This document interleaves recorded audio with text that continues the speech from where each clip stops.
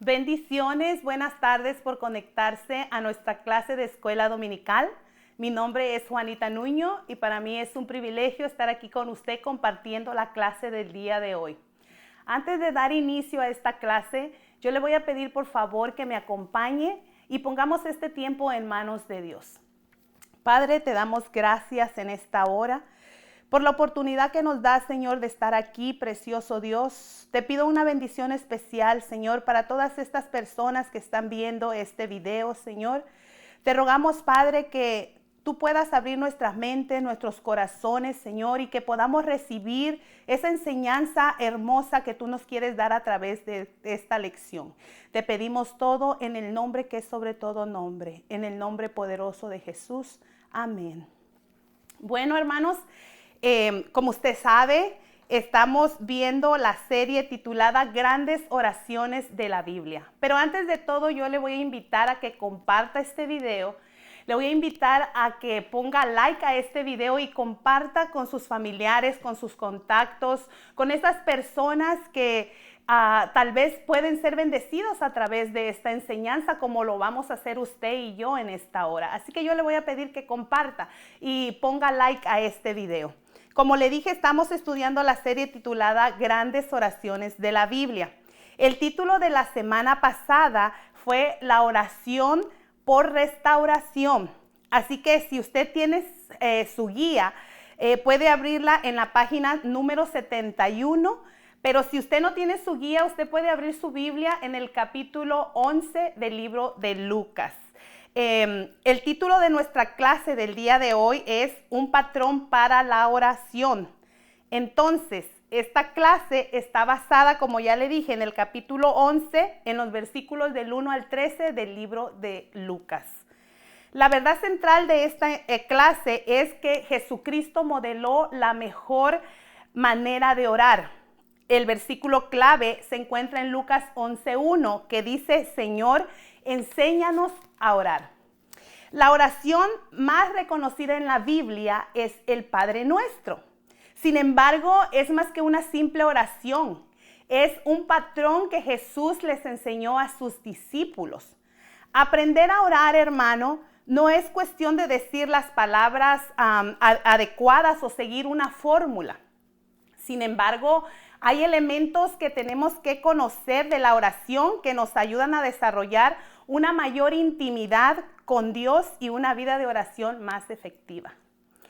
La semana pasada estudiamos la oración de Nehemías y vimos que él podía orar en ese momento mismo debido a la relación tan linda que tenía Nehemías con Dios. Hoy estudiaremos los principios de la oración conforme a lo que Jesús enseñó a sus discípulos. Esta clase, le vuelvo a repetir, está basada en el libro de Lucas, en el capítulo 11, del versículo 1 al 13. Cuando nosotros comenzamos un proyecto, hermano, hermana, que no tenemos práctica en ese proyecto, nunca lo hemos hecho, es algo nuevo para nosotros, pues solemos buscar personas con experiencia, personas que quizá ya desarrollaron este proyecto, o podemos buscar ayuda a través de un libro, podemos buscar ayuda a través de un video, de algo que nos guíe y nos ayude para que ese proyecto que nosotros vamos a hacer pues tenga éxito, ¿verdad? Y quedemos nosotros contentos con este proyecto. Entonces, los discípulos habían visto a Jesús orar y sabían que se estaba conectando con Dios. Habían visto los resultados de la oración de Jesús y ellos querían aprender como Él oraba, querían hacerlo como Él. La oración es para todos. O sea, todos debemos orar por todo. Debemos orar en todo tiempo y debemos orar en todo lugar. ¿Por qué, hermanos? Porque todo en la vida depende de ello. ¿Y cómo debemos orar? Debemos orar con confianza. Debemos orar con poder y con denuedo. La oración debe ser una parte continua de nuestra vida diaria. Al igual que los discípulos, nosotros también deberíamos de decirle a Jesús que nos enseñe a orar. En esta clase del día de hoy vamos a ver 3 puntos. punto número 1, Cristo enseña cómo orar. Jesús demuestra un compromiso con la oración. Podemos ver aquí que la oración era parte de la vida y del ministerio de Jesús. El primer y más importante principio de la oración es que hagamos de ella una práctica regular. Debemos estar orando constantemente, todo el tiempo. La Biblia nos enseña que la oración era central en la vida del pueblo de Dios. A lo largo del Antiguo Testamento podemos observar cómo Abraham, Moisés, los profetas y muchos hombres y mujeres de Dios tuvieron éxito porque ellos practicaban y dedicaban su vida a la oración. Vemos aquí en Lucas 11:1 que después de Jesús haber orado un día, sus discípulos le pidieron que les enseñase a orar. Aunque Jesús era el Hijo de Dios, Jesús siempre apartaba un lugar fielmente para orar. En Marcos 1:35 podemos ver que Jesús se levantaba muy temprano cuando aún era oscuro y iba a orar a un lugar solitario. En una ocasión, él subió a un monte a orar. En otro caso particular, antes de seleccionar a sus discípulos, la Biblia nos muestra que él oró toda la noche en el monte. En Lucas 5:16 dice que él se apartaba a lugares desiertos y oraba. Mire qué relación tan hermosa tenía Jesús con su Padre a través de la oración. Podemos ver claramente cómo la oración era vital e integral en la vida y el ministerio de Jesús. Los discípulos de Jesús con el tiempo comenzaron a tomar nota de la devoción de Jesús a la oración y finalmente le presentan esta petición y le dicen: Señor, enséñanos a orar. Algunos eruditos han señalado que en los tiempos bíblicos era costumbre que un rabino diera a sus seguidores una oración que pudiera repetirse fácilmente. Las oraciones eran fáciles y sencillas de memorizar y podían repetirse regularmente. Entonces, es posible que, de acuerdo con esta costumbre, Jesús diera a sus discípulos la oración que leemos en este pasaje de Lucas 11. Sin embargo, no hay duda de que lo que llamamos el Padre Celestial o la oración modelo ha sido de gran importancia para enseñar a cada generación los elementos claves para una oración efectiva. Jesús describe los elementos vitales de la oración. Mucho se ha escrito sobre estos versículos y en el pasaje paralelo lo encontramos en Mateo 6:9 al 13. Lo memorizamos y algunas congregaciones lo recitan cada domingo. Hasta se les ha puesto ahí un arreglo musical que toca nuestro corazón en la adoración. Los principios que contiene son esenciales, no solo por las palabras que decimos en oración, sino por la manera en que vivimos nuestra vida. Porque cuando nosotros nos convertimos en personas de oración, nuestra vida tiene que cambiar. Vemos al principio en Lucas 11:2, Jesús dijo: cuando oréis, cuando oréis, que tienes que orar. La oración no se presenta como una opción. Aquí se establece un principio fundamental respecto a la vida de oración del creyente. Cuando Jesús dijo cuando oréis, estaba hablando de un horario, de un reloj, de un tiempo.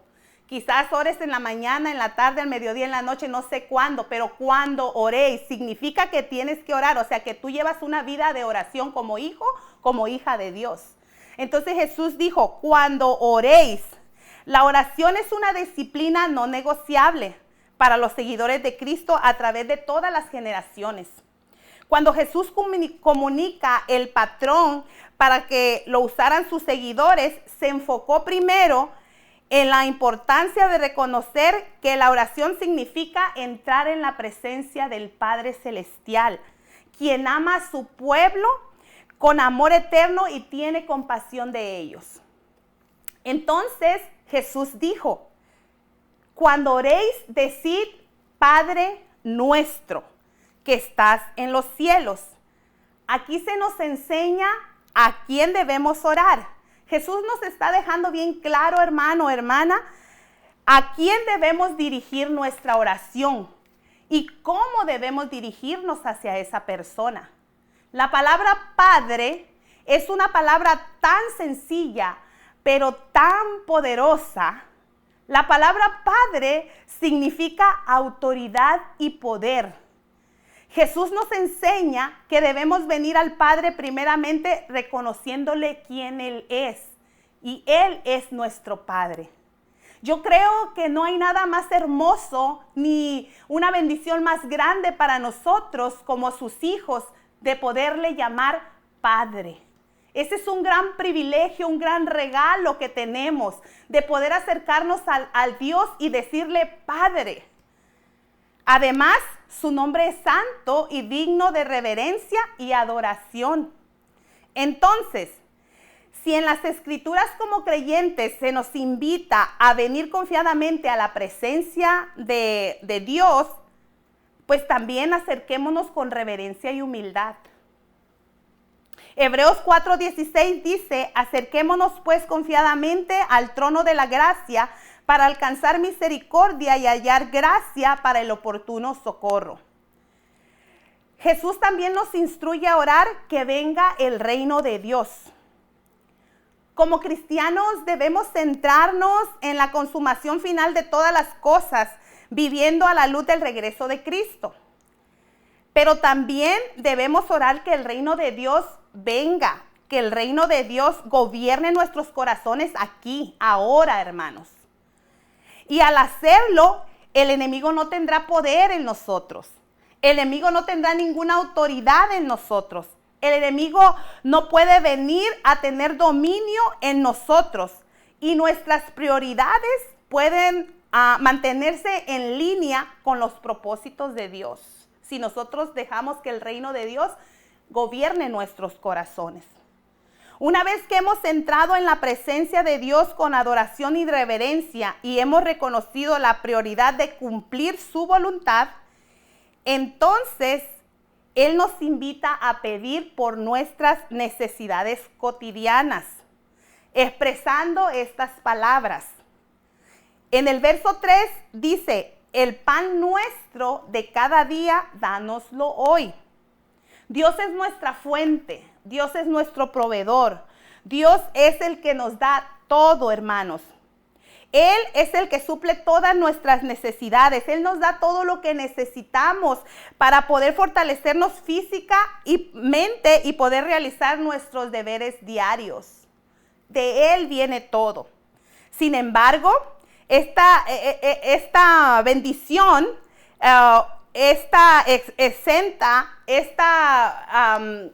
tiempo de pedirle al Señor la bendición que Él nos quiere dar, no está exento de condiciones su provisión. Mateo 6:30 nos dice, nos promete que si nosotros buscamos primeramente el reino de Dios y su justicia, las cosas que necesitamos nos serán añadidas. Es decir, yo no puedo vivir como a mí me dé la gana, yo no puedo hacer lo que a mí me dé la gana y aún así querer yo recibir los beneficios de Dios.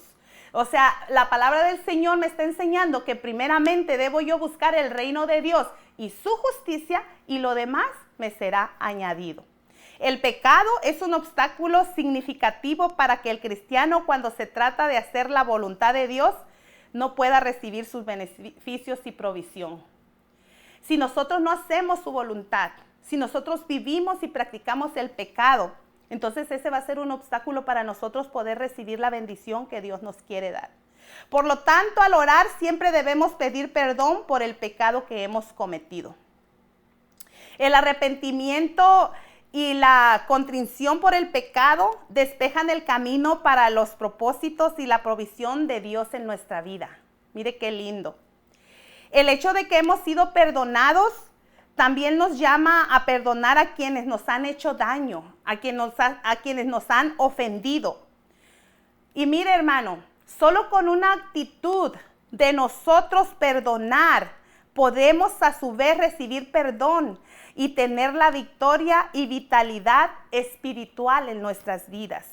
Mateo 6:15 dice, mas Si no perdonáis a los hombres sus ofensas, tampoco vuestro Padre os perdonará vuestras ofensas. Mantener una relación correcta con Dios y con los demás también es clave en la súplica final del Padre Nuestro.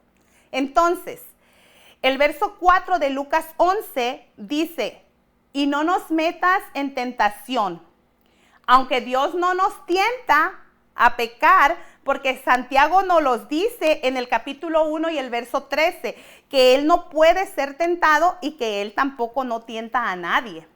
Sin embargo, continuamente enfrentamos situaciones que nos pueden alejar de nuestra devoción con Dios si no tenemos cuidado.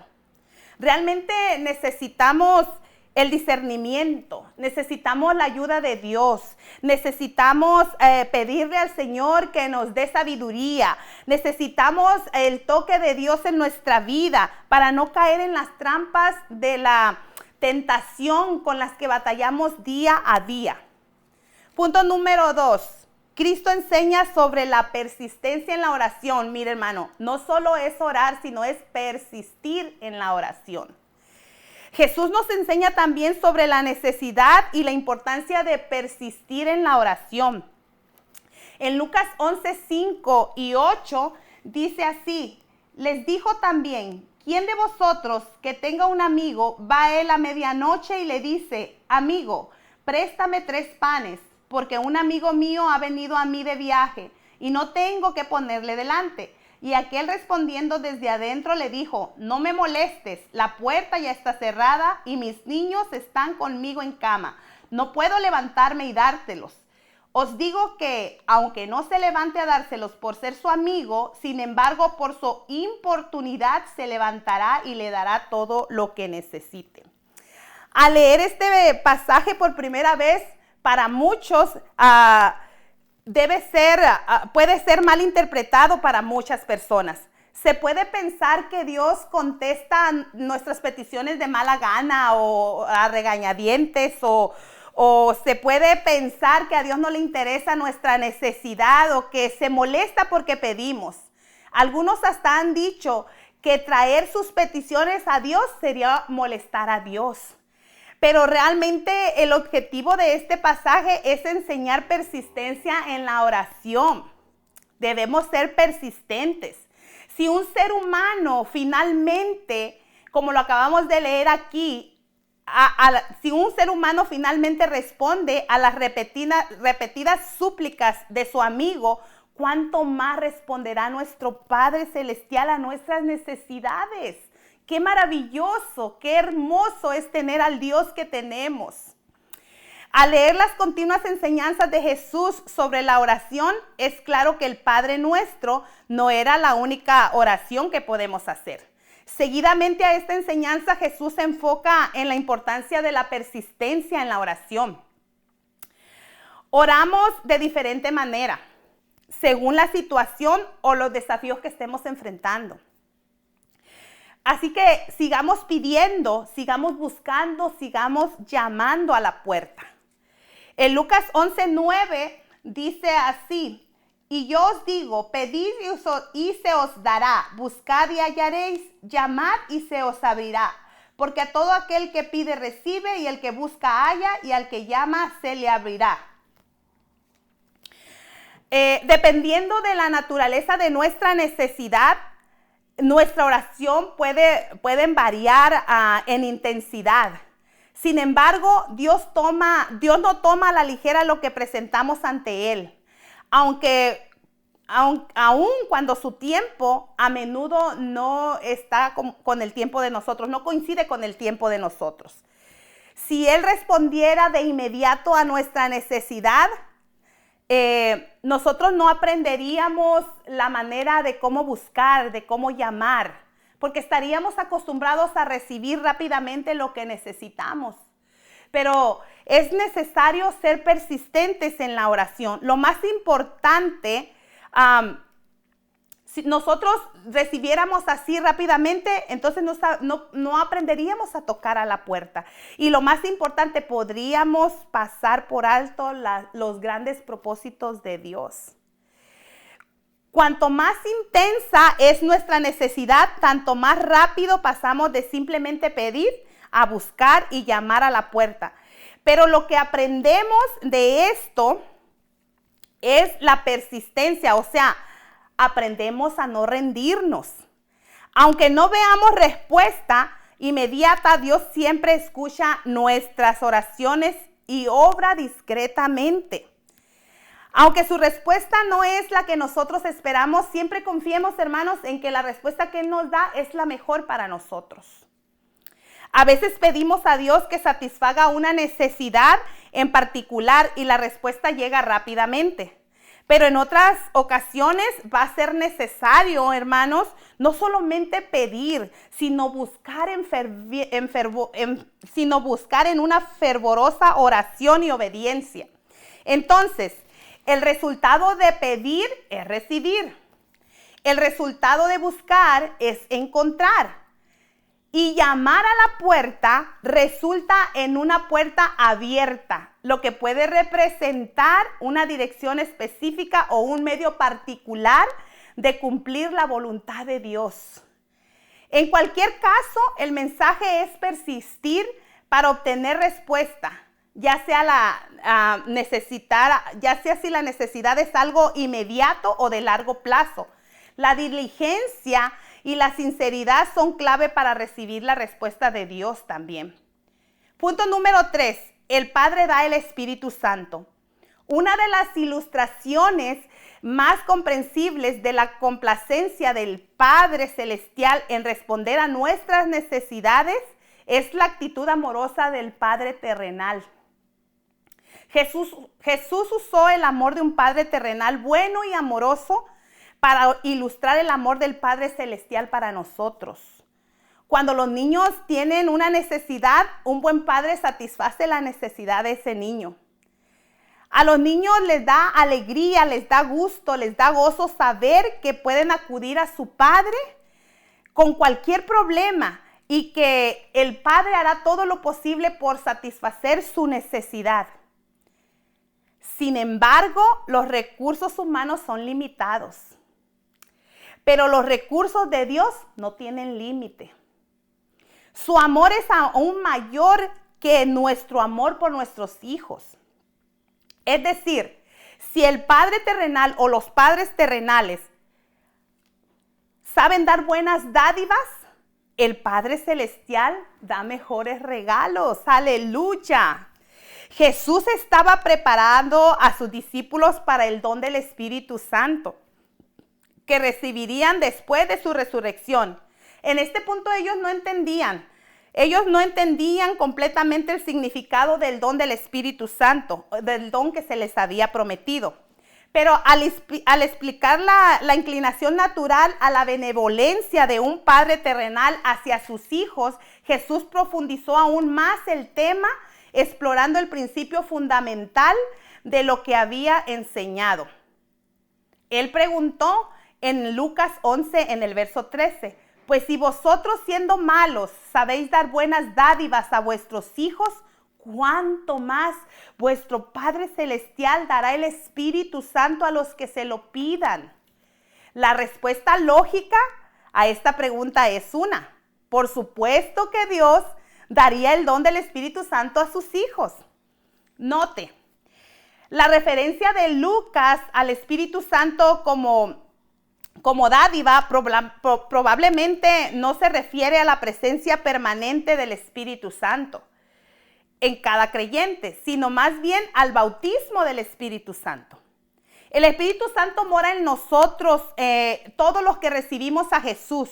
Cuando nosotros recibimos a Jesús, el Espíritu Santo mora en nosotros. El Espíritu Santo está ahí dentro de nosotros.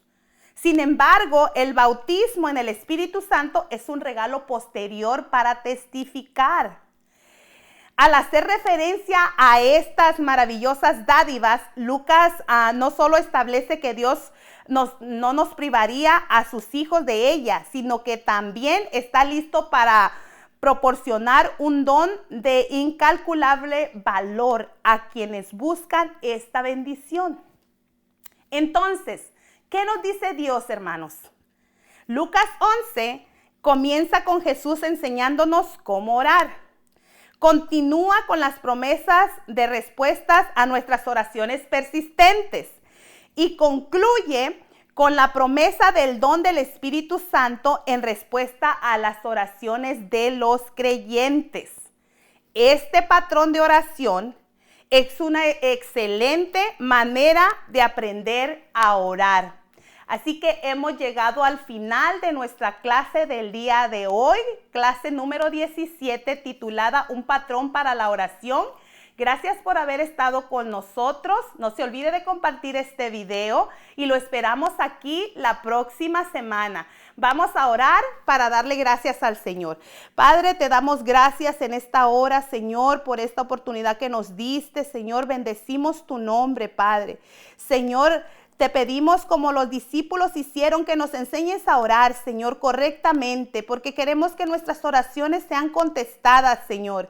Gracias por habernos dejado esa oración modelo, ese ejemplo a seguir, Señor. Ayúdanos, Padre, a poder realizar esas oraciones delante de ti para que nuestras oraciones, nuestro clamor puedan tener respuesta y puedan llegar hasta tu trono. Bendice a cada persona, Señor, que ha estado viendo este programa, Señor. Te amamos y te bendecimos. En el nombre poderoso de Jesús. Amén. No se olvide de conectarse la próxima semana. Bendiciones.